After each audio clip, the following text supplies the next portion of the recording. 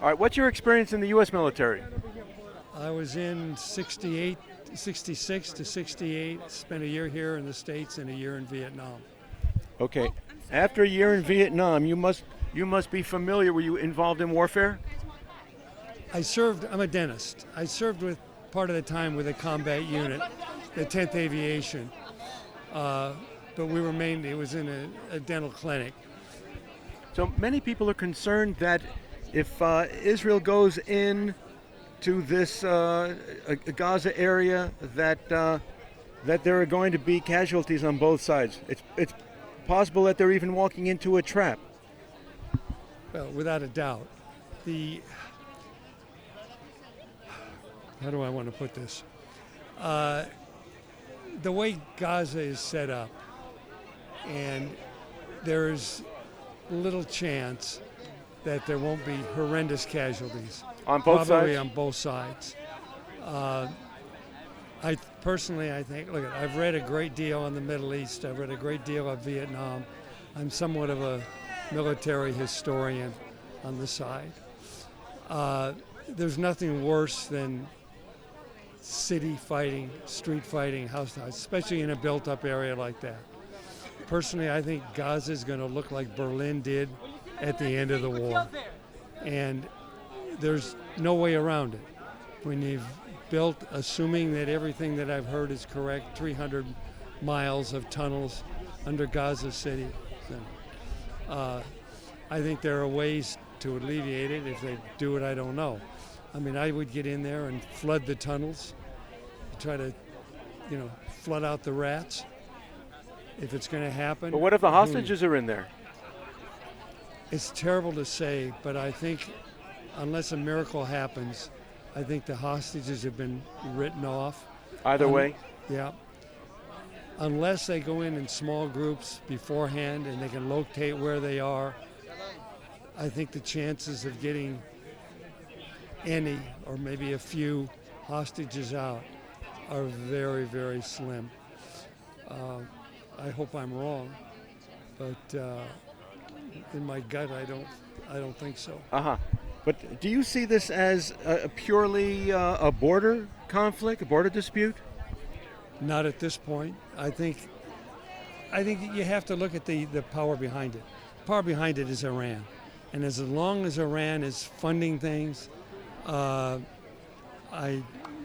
don't think any of this is going to end until our government squeezes Iran so hard that they scream uncle. But do you... The Iranians, the Iranians are not in a position to fight themselves. They've got to fight by themselves. To fight Israel, to fight Israel. Aren't they? No. They've got those tremendous rockets that they can bring into Hamas or to Hezbollah. I'm talking about Iranian troops on the ground. Boots on the ground, they've got to move 500, 600, 700 miles. You cannot move that without air cover, without air support. If the Iranians try to move up along the Golan Heights, it'll look like Sinai did after the Six-Day War. You can't do it. Without the air cover, you cannot move ground troops, armor, anything. It's the way it is. But they have those long-range missiles that could even reach Europe. Yeah, and we'd still have to see what effect that's going to have as far as, not the Iron Dome, but David Sling and the other anti-missile defenses, because they really haven't been tested. So it's going to be hard to know until something happens there. But once there are casualties, starting, especially the press in the past have used Palestinian casualties on behalf of the Palestinian government and politicians to bring in humanitarian aid, which they steal, and to press for Israeli withdrawal and vilification. In the long run, will it be worth what Israel's doing? Will it be? Well, I think absolutely. But you have to. The world has to suck in their gut and realize what's really going on, and realize the enemy there. I mean, this is the enemy at your gate. It's in France, it's in Sweden, it's all over Europe, and until the rest of the world realizes what the real situation is, we have to put up with this. And how would you define or characterize what the enemy is against Israel at this point? I think it's radical Islam. Yeah. I mean, here now it's Hamas. Tomorrow, next week, it may be Hezbollah. And 2 weeks, a month, 2 months from now, it may be the Iranian Republican Guard. But this Islamist movement is present throughout the West. It's here in Western mosques. Yeah, it's here. Look at the demonstrations you had on the university campuses. Look at New York. Look at different. It's here, but Americans have to open their eyes and see what's really happening. I mean, America unfortunately looks at the world through blinders. You know, the world is not a good place in many cases. You mean not a nice place? A nice place. When it comes to power certain politics. oh, absolutely. And we have to be strong. They have to be strong in Washington, which is, I don't think we are right now. I think we're in a very bad situation from both sides, both Republicans and Democrats. I think they're both. I'm not happy with any of them. What's your sense of America taking on Iran under the Democrat regime? I think chances are slim and none. I'm not sure even under the Republicans, maybe under Trump would have been, and I am no Trumper, believe me. But Trump is just very unpredictable. I think Biden is very predictable and is not predictable on the good side. Do you think Biden is actually making these policy decisions? No. I don't know who's pulling the strings, but I don't think so.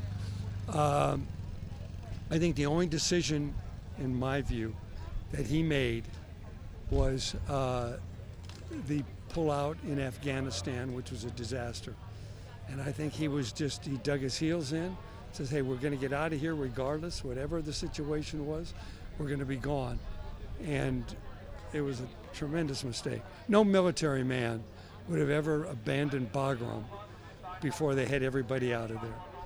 And I don't know. I mean, all it is what I've read, what I've seen, what I saw in the military, and it was a terrible mistake. Or you think it might have been intentional? Intentional? No. Well, intentional. Yeah, getting out, his idea of getting out, yeah, it was intentional. I think it was stupidity. Oh, I mean, intentional to leave the weapons in the hands of the...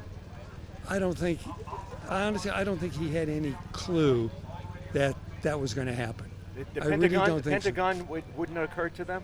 I think the Pentagon realized that, but I think my feeling is that he overrode the information he was getting from the Pentagon. Not for nefarious purposes? I don't think so. I don't think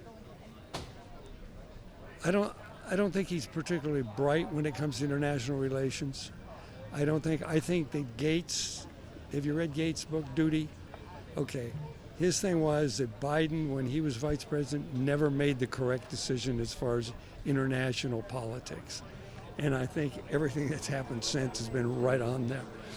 I think he's just ignorant of a lot of these things. I don't think it's done